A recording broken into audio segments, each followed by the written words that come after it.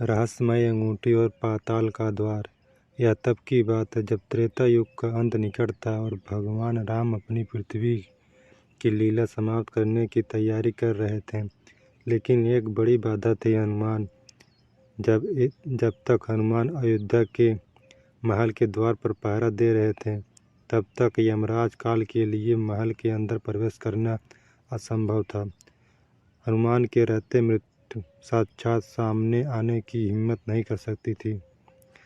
श्री राम की रहस्यमय योजना। भगवान राम जानते थे कि हनुमान को प्रेम से नहीं हटाया जा सकता, बल से नहीं। भगवान राम जानते थे कि हनुमान को प्रेम से ही हटाया जा सकता है, बल से नहीं। उन्होंने जानबूझकर अपनी एक अंगूठी फर्श की एक दरार में गिरा दी।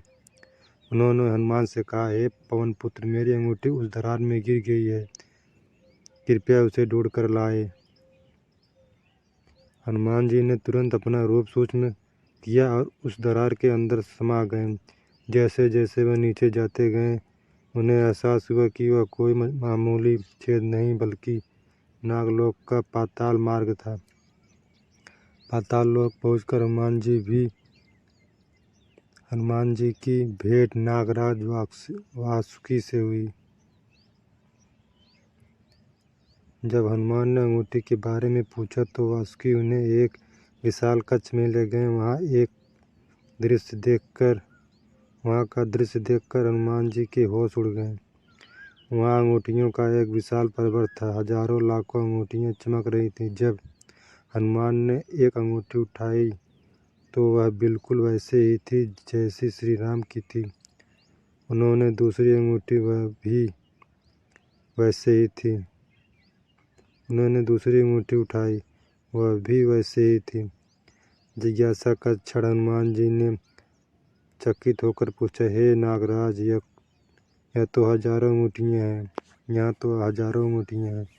इसमें से मेरे प्रभु की असली अंगूठी कौन सी है? वह सत्य जिसने सबको हिला दिया। वासुकी मुस्कुराए और बोले, हे हनुमान, इस पर्वत की हर एक अंगूठी असली है।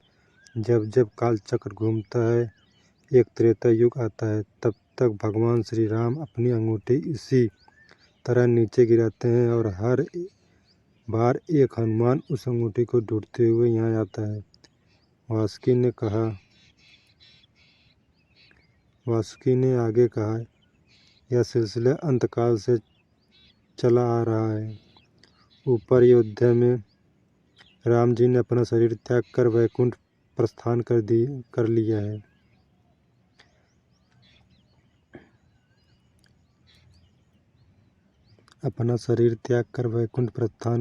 है।